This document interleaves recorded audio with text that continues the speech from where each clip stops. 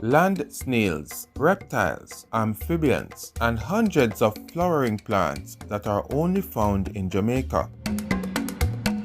I am Marlon Samuels. Join me to learn more about Jamaica's native and endemic flora and fauna.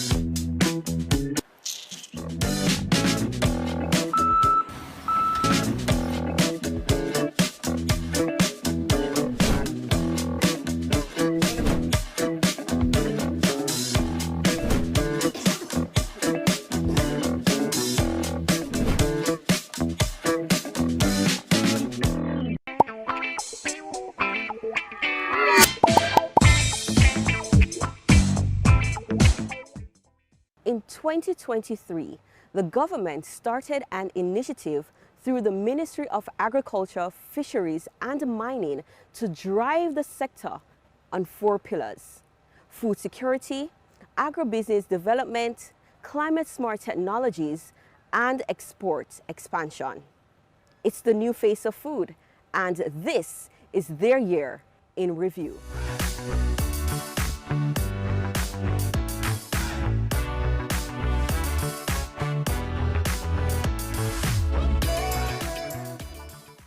We started 2023 with the worst drought on record in the history of our country, and unfortunately we ended 2023 in November with some tremendous flooding across some of our most productive zones in St. Andrew and St. Thomas. Nonetheless, our farmers have shown again this year that they are the most resilient set of people in the world, and that is also true for our fishers.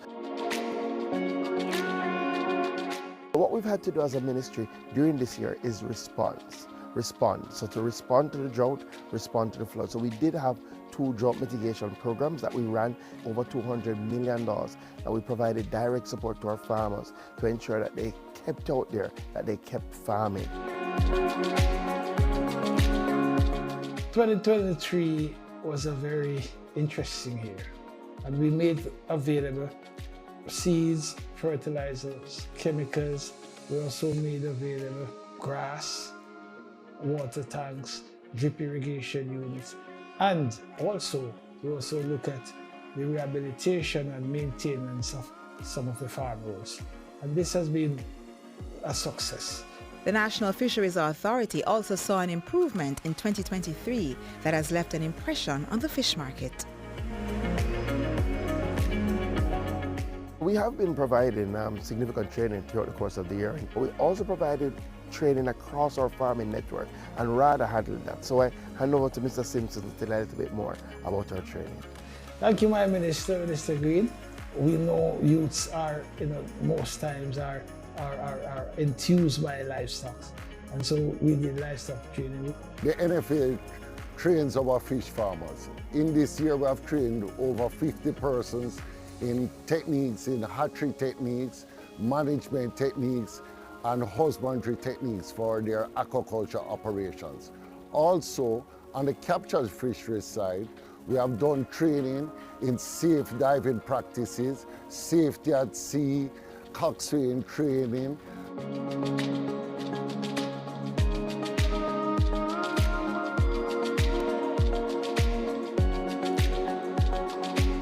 We have been introducing more climate-smart technology to help our farmers get access to water. In fact, with the help of JC, we were able to put in a brand new solar polar voltaic system at the Plumwood station. Again, $37 million that will reduce our annual expense by $4.6 million. And we're on the drive to ensure that we have solar energy running all our water pumps under the NIC. The first investment that has been done in our small dairy farmer sector since 1960s was done. We built a communal milking parlor in St. Thomas. Not only did we build the milking parlors, we provided them with a mobile milker. They used to milk 1 time a day, they now milk 2 times a day. That means greater income for our farmers, and we're going to continue that work.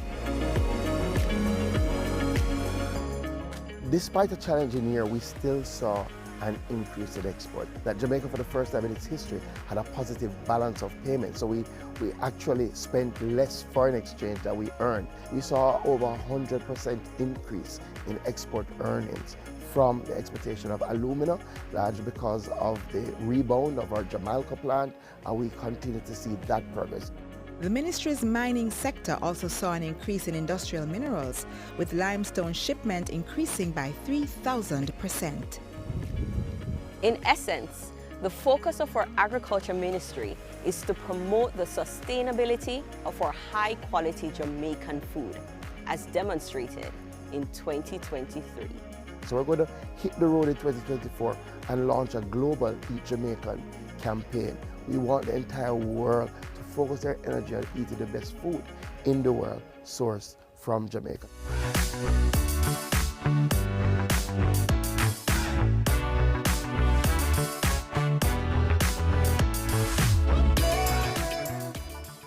We want you to enjoy the beauty of our island home, and that includes your beaches. That is why we are upgrading at least 9 beaches and equipping them with restrooms and other amenities for your comfort. Jamaica's beaches are your beaches. Your government cares about your recreational environment.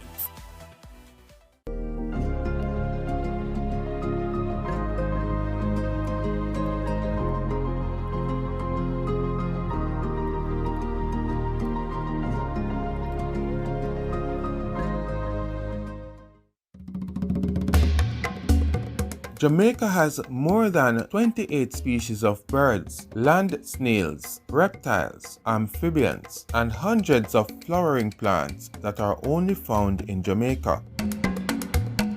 I am Marlon Samuels. Join me to learn more about Jamaica's native and endemic flora and fauna.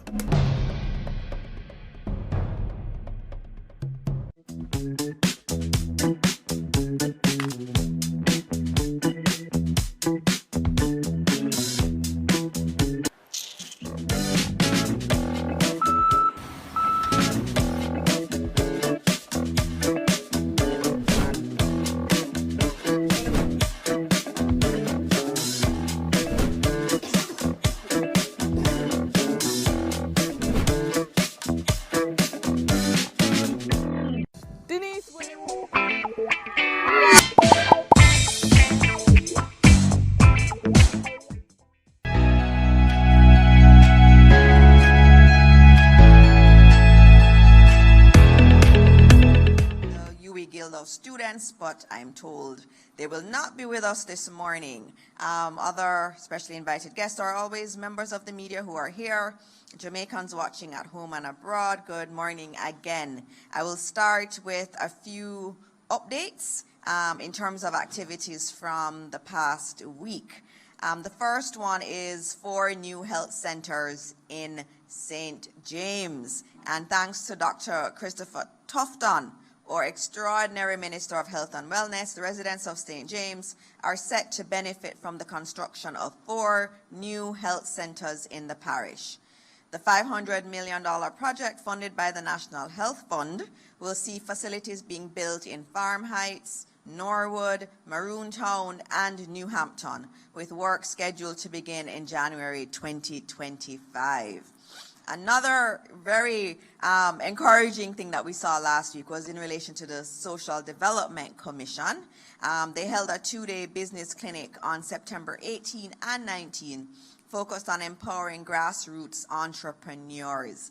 And Minister Desmond McKenzie and the Ministry of Local Government and Community Development is very much interested in empowering our communities. And one of the best ways we can do that is to give our entrepreneurs the tools to expand their businesses. And so the event hosted at the SDC office in Kingston brought together 25 professionals who are budding entrepreneurs, what they were doing was really trying to formalize their businesses, showing them how to do that, how to develop growth strategies for their business, and how to access funding and other support services available across government. And so they collaborated with the Ministry of Labor and Social Security, the company's Office of Jamaica, and Heart NSTA Trust. The strategic initiative is to provide grassroots entrepreneurs with the knowledge and tools they need to formalize their businesses and to really see the growth of these small businesses. So we congratulate those 25 professionals who went through that training. The USF is also distributing tablets across the country, and the Universal Service Fund has begun this distribution already, and they expect to distribute 630 tablets by October 2. Each member of parliament will be provided with 10 tablets, and they are to ensure that deserving students have access to the digital tools necessary for their academic success. And all recipients are selected based on their academic performance and family income. So it's not just anyone who gets it. So they have to be performing really well, and they have to be a family that actually needs the support. And then also there's an added requirement of access to Wi-Fi to optimize the use of the tablets. And this Connect a Child program was introduced during the 23-24 academic year, and it focuses primarily on those who are doing PEP, and it was established under the leadership of Minister Beryl. In terms of the de-shifting of schools, the Minister of Education, the Honorable Favour Williams, is doing what many have talked about for a long time, and she has removed 11 additional schools from the shift system, reducing the number of schools still using the system to only 34. And some of the latest schools to be de-shifted include Ocherias Primary in St. Anne, Bridgeport High School in St. Catherine, and Papine High School in St. Andrew. And of course, the government remains committed to eliminating the shift system in all schools in Jamaica. On September 19, Minister Robert Morgan and residents of Woodhall, Clarendon welcomed the newly installed free Wi-Fi hotspot provided by the Universal Service Fund.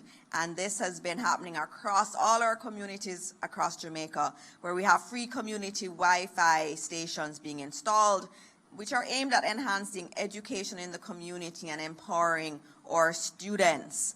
Another one, there's a lot going on in healthcare. One more that I'll point out before I have the Honourable Minister come is the Malvern Health Centre reopening. And I remember the beautiful hills of Malvern when I was a child, spending a lot of time in Malvern. The Malvern Health Centre in St. Elizabeth has officially reopened after undergoing a $54 million renovation as part of the Ministry of Health and Wellness's Operation Refresh program. Minister Tufton has been personally driving Operation Refresh, and the upgraded facility now offers nearly 1,000 square feet of space with new offices, an expanded waiting area, a larger records office, and designated areas for public health inspectors. And these renovations are really, really important, and they show how important the Ministry of Health sees improving customer service, improving the experience of patients, and also having a better environment for all our workers in the health system. And there are many more health-related updates, but I'm going to stop there for today, and maybe I'll pick some of them up at our next Cabinet press briefing that have been missed by the media. So now I'm going to go to the Honourable Minister who is here, the Honourable Floyd Green, our Minister of Agriculture, Fisheries and Mining. Good morning, Minister. Morning, Senator Morris Dixon, and thank you. Always a pleasure to join you here at our post-cab press conference. I'm morning to members of the media. So we're going to speak a little bit about our agriculture and fisheries sector and provide some updates regarding our recovery efforts in relation to Hurricane Beryl. Yesterday I provided a comprehensive update to Parliament, and I'll share some of that and a few other things. In the weeks following Hurricane Beryl, one of the things that we did was to visit a number of the areas that were hardest hit, just to see firsthand the experience of our farmers. Clearly, my own constituency, I visited multiple communities. A number of the farmers were completely devastated. I journeyed to Bog Hole over in northern Clarendon, where they didn't have challenges with the rain, with the wind, but unfortunately, the rain and the flooding wiped out the vegetable lines. Bog Hole, if you don't know, is a big lettuce growing area, cabbage growing area in northern Clarendon.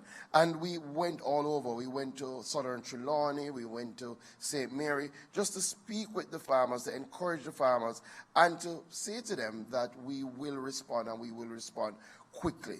We understood that the only way to rebuild our agricultural sector is to be proactive in our response mechanism and to get to as many farmers as possible. And that is why 2 weeks after Hurricane Beryl, we started our first distribution of inputs. This is the quickest any government has responded to any natural disaster. We started in South St. Elizabeth, giving larger farmers vegetable seeds so that they could start again.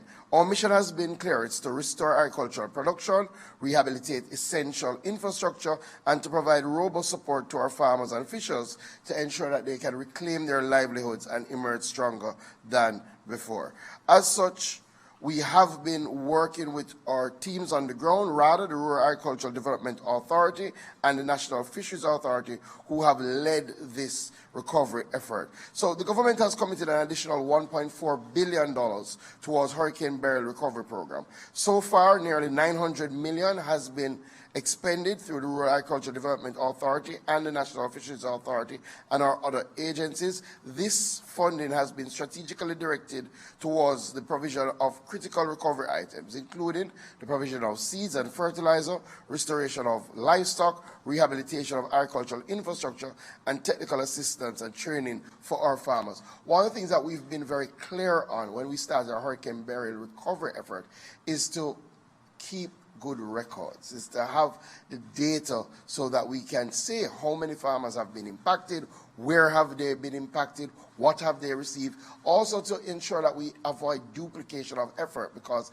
the private sector is helping, we're helping, NGO communities are helping, and there are a number of farmers, thousands of farmers and fishers that were impacted. So we established a Hurricane Beryl Recovery Task Force chaired by Director of the Ministry, Michael Price, and that pulls together all our recovery efforts. So thus far, we have been able to, and I'll go through a number of different categories, right? So thus far, we've been able to mobilize and to successfully replant 630 hectares, which is 1,557 acres of agricultural crops have already been replanted. And we focused on cabbage, tomato, lettuce, carrot, sweet pepper, cucumber, and watermelon. This has really, and if you go out into the field, you will really see what we saw a few weeks after Beryl, these barren fields really being transformed into now flourishing plots. And I really want to pause here to celebrate our farmers and fishers. They are the most resilient people in the entire world. And, you know, one reason why I love to go out after a natural disaster, clearly nobody wants a natural disaster.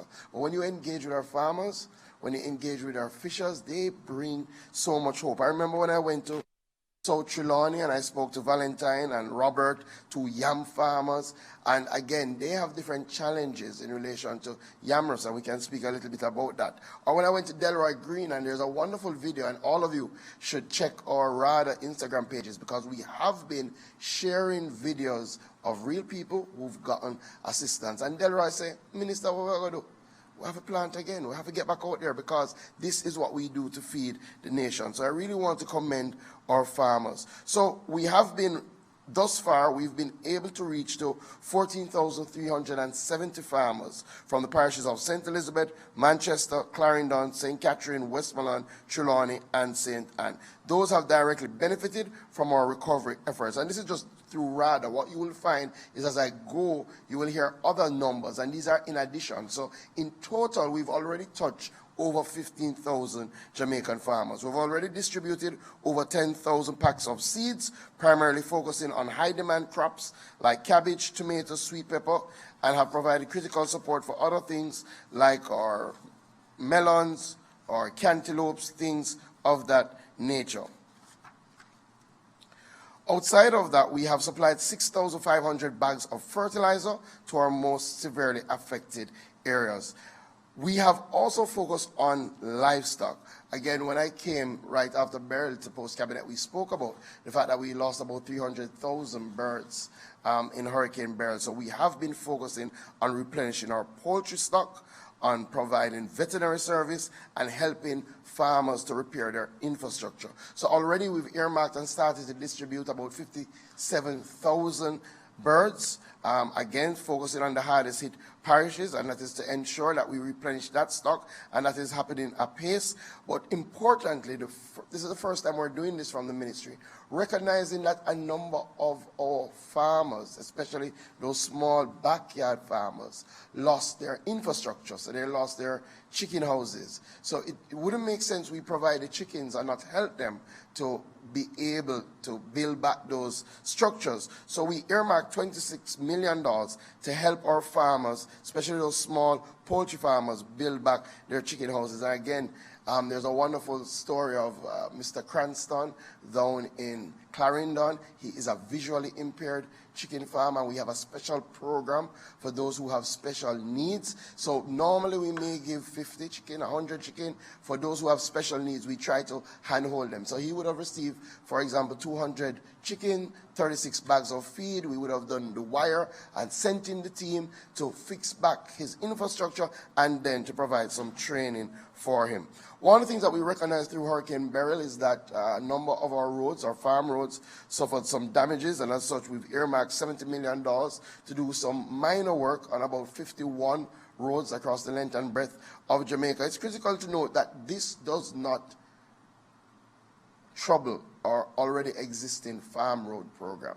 And I made that point in the House yesterday. I think it's an important point for us to know that our recovery efforts are not stopping the regular course of action by the Ministry of Agriculture. So the funds that we have gotten are in addition to the funds that we already had. So we have earmarked about 51 roads that we're going to be doing minor work on, and that should start over the next 2 weeks. But under our existing farm road program, already we've contracted 21 roads of a total 46 roads that we're looking to do this year, and that work has already started. Our recovery efforts clearly extend beyond direct support in terms of financial support or inputs. Part of what we've been doing is to provide training. And we find that after any disaster of this nature, it's important that we conduct training about sustainable agricultural practice, climate resilience, and disaster preparedness. I have to thank the private sector. They have played a pivotal role in our recovery efforts. In total, we've already received about $81 million from our private sector partners towards recovery efforts, and outside of that they've given directly to the ministry, we estimate that they have put into the recovery efforts an additional $40 million. So our private sector entities and our NGOs have really come on board in a very big way. Clearly, we are not leaving out our fishers. And we had about 11,000 fishers that were significantly impacted. And we took about a month for us to do a proper assessment, how our fisheries sector is set up. Most of our fishers use fish traps. They go out, they leave them at sea, they come back, and then they go out to pick them back up. And after Hurricane Beryl, we had to give them some time to go out to see what was their extent of their losses. Unfortunately, a number of them did not find their fish traps. Their fish traps were totally lost. So we started with an initial allocation of $29 million, and we have already been able to help 580 fisher folk, largely with cash vouchers to purchase fishing gear and assistance in helping them repair some of the buildings that were damaged. So we've already, some of the things that we've done under our fisheries, National Fisheries Authority, and this may have missed some people. One of the things that we did early after Beryl was to go into some of our fishing communities and distribute ice so that they would be able to store their fish. And we distributed about 11,000 pounds of ice. We've already helped fishers across Scotts Cove, White House, Portland Cottage, Rocky Point. In St. Thomas, we've helped 146 fishers. In St. Catherine, we've provided $700,000 to help the Half Moon Bay fisher folk, that's over in Hellshire, to help them repair their cooperative building. And this is a part of a larger program. And I want to thank some of the private sector partners who've helped us directly in the fisheries sector. So Sanders Foundation would have donated $2.5 million, including 62 1.5-inch mesh wire, and those were distributed across Rocky Point, Portland Cottage, Parity, and Great Bay. NCB Foundation and Rainforest have earmarked $10 million to help us with the Fisheries Beach development projects. And just to say, outside of this $29 million, we have earmarked $100 million to help our fishing beaches in relation to building back, especially their gear sheds that they lost, and just to do an overall rehabilitation of our fishing beaches. We have also distributed some resources to our members of parliament. We have prorated the resources based on the level of damage and members of parliament who had damage in Hurricane Beryl, and we've distributed resources in relation to agriculture in total about $100 million, and in relation to fisheries in total an additional $50 million. So we do know that the journey is going to be long, but we are seeing some positive signs. You know, what I'm very happy about is that we've started already to see local production re-emerge, which is actually, and this is local production from the areas that were hardest hit, which is actually an amazing feat, because we had earmarked that local production would return sometime in October. And clearly we have been tracking prices. The Ministry of Agriculture does not control prices, but we do track prices just to see what is happening as we look at our production numbers. And not last week, but the week before was the first week that we saw a decline in some of those items that had gone up significantly since Hurricane Beryl, things like tomatoes, things like lettuce, and we've seen that decline continue last week. So we do see that we're getting back to some semblance of normalcy. This is not the end by any stretch of the imagination. The journey does continue, and it is a long road. We had about 48,000 farmers who are impacted, so we will continue to roll out our recovery efforts. We will continue to provide updates, and we will continue to work with our farmers. So the progress thus far is promising. The resilience and commitment of our farmers, combined with the support of the government and our partners, have been paving the way for a stronger, more sustainable agricultural sector in Jamaica. I say to all of us, let us continue to support our farmers. Remember, when you go to shop, and I know sometimes they say, boy, you know, we've gone through a rough time, the things, prices have gone up, but it's either you're supporting a local farmer or you're supporting a farmer somewhere else. Right? It makes sense that we continue to buy local so that our farmers and our fishers are encouraged to continue to go out and do the work. So let us continue to support our farmers. Let us work collaboratively to ensure that they not only recover from this disaster, but thrive in years to come. Together, I am confident that we can build a resilient agricultural landscape that will secure our nation's food future. One final thing. I know a lot of people get concerned in relation to Christmas, and Christmas is on the horizon. That's when we have a significant demand in everything, all sorts of food items. Based on what we're seeing now, based on the pace of the recovery, based on the support that we have provided, we do expect that we will have a good Christmas. We do expect that we will have adequate supplies, especially of our vegetable lines. Again, we're working with our chicken farmers to try and ensure that we build back that domestic, local, small chicken producers segment. We also are going to be starting our distribution of pullets, that's our layer chickens, so that we can help build back our egg sector, so that come Christmas, we all will have a Merry Christmas. Thank you, Senator.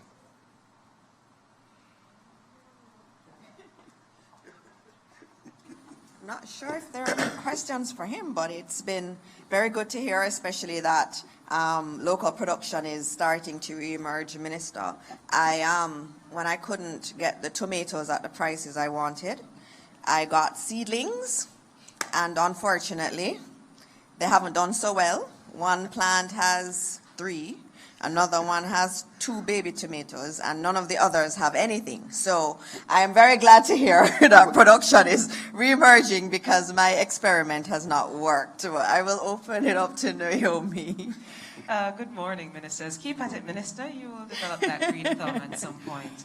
Minister, let me start off with just, I think somebody online wanted to drill down a little bit in terms of the Christmas crop season. And I get the underlying tone that even in September, you're starting to wish people a Merry Christmas. That's very nice of you. In relation to the yam and banana sectors, they wanted to really drill down on how those 2 sectors are recovering. Yeah, so definitely in relation to banana, in terms of the recovery, work that we're doing in banana now. So I'll speak about the recovery, I'll speak about how long it will take. So our banana sector was one of the hardest hit sectors. We lost about 64% of our total banana production. Right, that is significant. A number of our farmers, at least 73 of our major banana farmers, lost over 50% of their crops. Normally it takes 7 to 9 months for our banana crops to recover. We have started work. We did an initial allocation of $40 million through the banana board that has reached about 2,300 banana farmers. And what we do is that we provide them with fertilizer, right? And we put them on a 6-week regime for them to try and bring back those crops. So that is happening apace. When we met with the banana board and they outlined their program, we recognized that a lot of the smaller banana farmers, those who operate on less than 0.2 hectares, were not initially included, right, just based on the resource that we had. So we have allocated an additional $38 million to reach those small farmers. We've identified over 500 of them through RADA, and we've started that distribution again, fertilizer, training, putting them on a regime. So our banana and plantain sector will not rebound until 7 months from July. So next year, maybe February, thereabout, that's what we're looking at. And that's just the reality, because it just does take some time. Our yam farmers, we had a mixed bag in relation to our yam farmers. So in some areas, they didn't suffer tremendous damage from Hurricane Beryl. However, in parts of Clarendon, a number of the yam stakes blew down, and then when your yam stakes blow down, then the production falls. So we have been again working with the yam farmers. We've had a targeted program around yam, because yam is such an important staple, not just locally. Yam is our #1 domestic export. So we've been working again, providing inputs, providing fertilizer, helping our yam farmers to really pull back up. The biggest threat out there for yam has been the yam rust disease, right?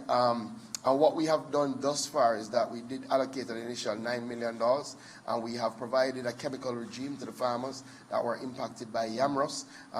We have set up 2 trial plots out in the field, and I think 3 trial plots, and we've used different regimes to see how the yam rust reacts to it. And we've come up with what we think is the best formulation of chemicals, and we've been distributing those. So I think we will be able to retard the spread of yam rust. So yam production will remain fairly stable, but right now clearly it's stable at a low level. So there will be yam, but it won't be necessarily in abundance. That's a big staple on the plate of many Jamaicans on Christmas morning, for sure. All right, Mahiri's here with us. He has a few questions. No problem. Good morning, everyone. Good morning. Right. Hi, Minister. Mahiri Stewart here from Nationwide News. Last week at post-cabinet media briefing, we're speaking to Senator Auburn Hill. He was talking about price gouging and the issue that it was causing, and the fact that he had been in talks with the Ministry of Agriculture to make sure prices were regulated. Could you speak on those talks and the ministry's stance on price gouging as a whole? Yeah, so thank you, Mahir. Good question. So we had, from the Ministry of Agriculture, we had reached out to Minister Hill and the team at the Ministry of Industry for them to do the investigation around price gouging. So, again, we don't control price, we don't set prices.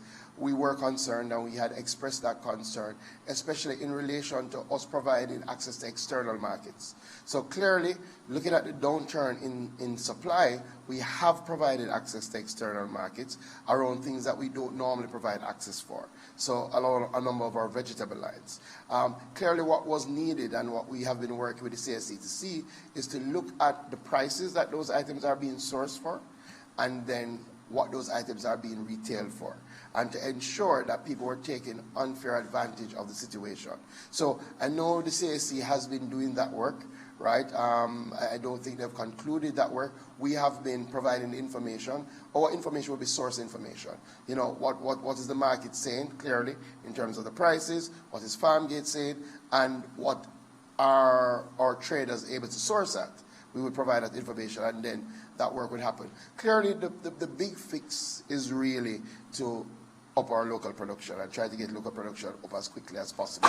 In agriculture, you will have these sharp rises in prices if the supply significantly declines, because the demand is consistent. Because again, food people eat every day. So, you know, if you like a tomato, people go out looking for tomatoes, and tomatoes don't turn, then just natural economics will provide. What we didn't want and what we have been looking out for are not that when the supply comes back, people still taking advantage of the fact that people don't have that information. So that work is continuing. Thank you, Minister. Minister Morris Dixon, I have a question from one of our regulars who's not feeling well today, really asking for, again, the update on the reports, AI report that it has gotten to Cabinet, and on the National Violence Prevention Commission's report, which was said to already be in the public domain. I don't think that is actually correct, but I'll just state the question and have you answer. All right, and thank you very much. The AI Task Force report is done, and it is on its way to Cabinet. And as I said, I want to have the committee here. Hopefully the next time we have a post-Cabinet press briefing, we'll be able to bring the chair of that task force to talk about the results, because it's really very important, and it gave some really good suggestions in terms of how we can recraft things in our education system, also looking at the business sector, skills training. It went across everything, and even legislation that may need to change. And so I will ensure that we bring that report actually to this press briefing and talk through it. In terms of the Violence Prevention Commission, that work is not completed as yet. The chair is Professor Sams Vaughan, and she is an expert, especially in child development and in these types of areas also. And that committee has been working for some time, and they are putting together their recommendations. We expect that within months, hopefully it will be a little bit shorter than that, that their final report will be published. And once it is published, it will be disseminated to everyone, just like the one in relation to the education transformation was disseminated to everyone. That is the plan, to disseminate this. We know that one of the key concerns of every Jamaican is crime. And so this violence prevention task force and this commission is doing important work. It is tackling a key area that's of concern to every Jamaican. And so this report really belongs to all of us. And so we will make sure that it is widely circulated, and the government will go through it, Cabinet will go through it, and we will implement the recommendations of that report. Thank you, Minister. Very important, because reports to the contrary really are not accurate that it is. It is not available as yet. Absolutely. Thank you. I think Mahiri has a final question or two. Right, last question would be, how close are we to 100, well, I shouldn't say 100% completion, but completion in general of the Farm Road program? I know we were speaking a couple months ago following the passage of Hurricane Beryl and the obstacles that were brought on because of that. But even since Beryl, we've had a couple instances of heavy rains across the island. Just want to know how that program is going. Yeah, so, you know, we have made significant strides in our Farm Road program over the last 5 years. When we started this journey as a government in 2016, our Farm Road budget was around 200 million, a little less than 200 million, and we moved that to 1 billion before COVID. Right? COVID came, gave us a little setback, and in general, I do believe that we need about $1 billion a year for the next 5 years or so to really treat with the majority of our farm roads, right? But what we have this year now, we got an initial allocation of $670 million plus an additional allocation of $200 million. So we have $870 million for our farm road program. We've earmarked 46 roads under our original allocation. The $200 million, we've decided to do it in two ways. One, there's some roads that we had done already that with the heavy rains, you know, they were done 4 years ago. They've started to see some deterioration. We don't want to lose those gains, right? So we're going to do some minor rehabilitation on those roads. So we've earmarked about 51 roads that we're going to ensure that we do some patching work, some minor rehab work on. The additional 130, we're going to do a special program in our Blue Mountain Range, right? They require bigger projects that we normally do from our farm road program. Normally we try to touch as much farm roads as possible, so we kind of do $10 million roads. In the Blue Mountain Range, you have to be doing $20 million and above, right? So I think we've already earmarked about 6 roads across East Rural, St. Andrew, West Rural, St. Andrew, Portland, St. Thomas, in that Blue Mountain range to help our coffee farmers. I'm going to do some work on that. So we continue. Last year we did 71 roads under the Farm Road program. So we are moving, and we are really getting to a number of the areas that were inaccessible. And when I tour and look at some of these roads and how far they've come, and clearly some members of parliament work with the farming groups, and we've done them in phases, but we've come a far way in relation to farm roads. Since I'm talking, I'll raise two more matters. And this is because Senator Morris Dixon spoke about her attempt at trying to have a green thumb. So a couple of things. I think Hurricane Beryl has really brought into sharp focus again the concept of food security and the need for every household in Jamaica to grow something, right? To grow something. Because, again, you have 3 now. 3 tomatoes. You had 0. 3 on one, you know, so one of the things that we're going to do come October under what we call our Urban Harvest program is that we're going to be launching our backyard garden campaign again, and we're going to be issuing out we're going to start the process for people to apply for what will be about 3,000 backyard gardening kits, right? And again, we're going to be focusing a lot on the urban areas because sometimes when we think backyard gardening, we think you have to have a lot of space. That's not the case. We've developed modules around container gardening, and we're going to be sharing those modules so that people can use their own containers, use their tiles, grow some of the vegetables that they ultimately will need. So that is one. We're also going to be doing another program. We're going to start introducing vertical farms. Right? So we're going to be giving out some vertical systems, and these are hydroponic systems. As the name suggests, it's vertical. It can hold a small space. We have some farms now that are using these vertical models. We're going to do about 250 of them, working with institutions and homes to start that process. Additionally, we lost a lot of fruit trees, right? We lost a lot of ackee trees, unfortunately. And ackee is our second biggest export. From the agricultural perspective. So the truth is we have to start the process of rebuilding that now. So we have earmarked 30,000 fruit trees that we're going to be trying to work with our MPs, work with our NGO organizations to start a massive fruit tree replanting program. Right? Again, most of the trees that we benefit from were planted long before we were born. We have to do this work for generations to come. All right. Thank you, Minister. There are no further questions. Right. Thank you, Minister. It's always good to have you here. He does so much work. He is such a big proponent of our farmers, and he works tirelessly. And I always say, he's one of those ministers in cabinet who's like, what about the farmers? We need to talk about the farmers. And every week he has a submission for more money for the agricultural sector. So he really is advocating, and he's done so much work, and the ministry has done so much work, from ice to seeds to fertilizers to chicken wire, the works. They've been working to get our farmers back on track. And of course, as he said, local production is starting to re-emerge earlier than expected, and we thank our farmers for all their hard work in that respect. And the last thing I'll say today is enumeration. The deadline to register for the upcoming voters list is Monday, September 30.